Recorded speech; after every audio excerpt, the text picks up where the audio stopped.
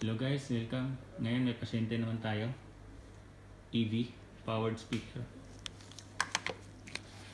Ayan. So ang problema niya, simple lang. Itong potentiometer sa input, ayan. Umiikot. So the rest okay naman. So sana simpleng repair lang to. So bubuksan natin.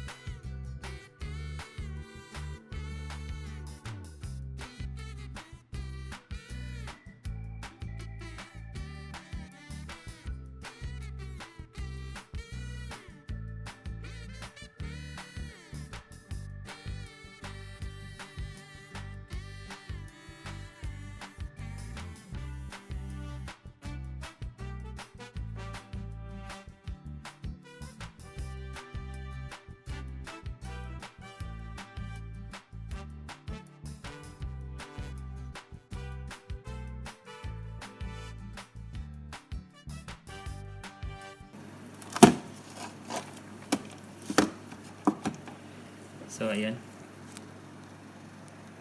Ayan yung laman.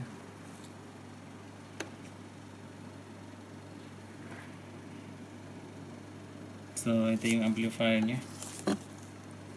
Tatlo. Isa sa high, dalawa sa low.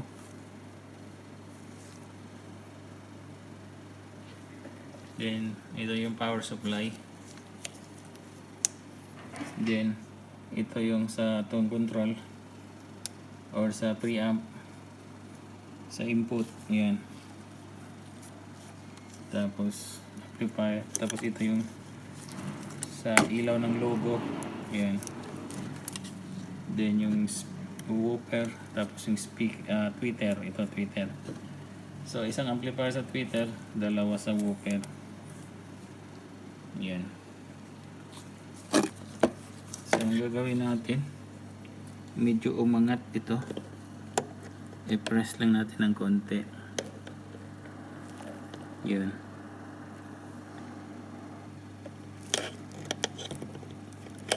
Kasi parang bumuka. Yun.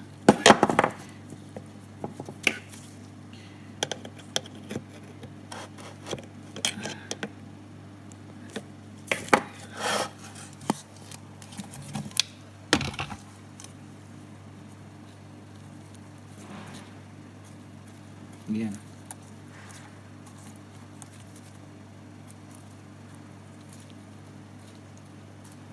Yan. Okay na.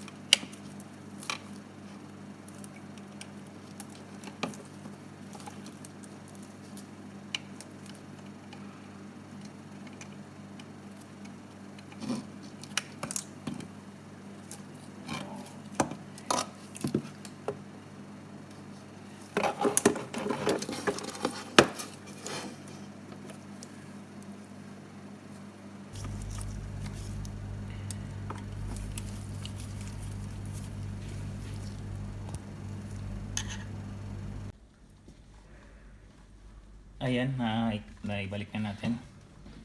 So kung titingnan nyo, no, ito yung sira. Ayan. Okay na yan. Kahit persahin mo pa siya. Ayan. So okay na. So pag mga ganitong problema, kung hindi naman bali yung potentiometer, pwede nyo pang gawin. Kasi may tendency kasi nung bumubuka. Pag bumuka, yung stopper yung luluwag. So napersa yun eh. Kaya bumuka. So ang ginawa natin, inipit lang natin para yung stopper niya. Yan. So kahit persahin mo na yan, okay na yan. So yun lang ang naging problema niyan. So hindi agad-agad na palit agad ng potentiometer kasi minsan hirap hanapin yung model na gano'n eh. So since na-repair natin, yan lang. So ito testing natin. Ayan. Para makita natin kung may gas-gas nga or wala.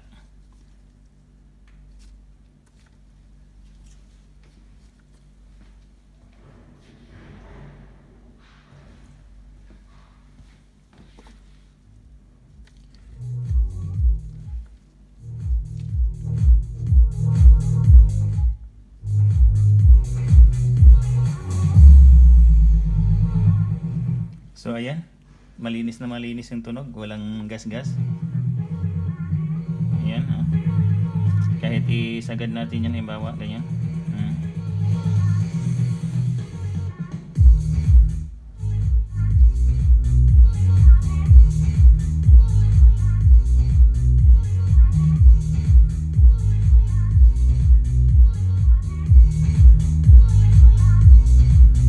So ayan, maganda tumunog.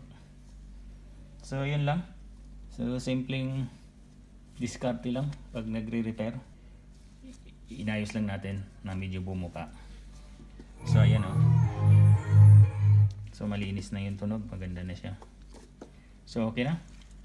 So salamat sa panonood. Sana may nakuha kayong idea at huwag kalimutan mag-subscribe.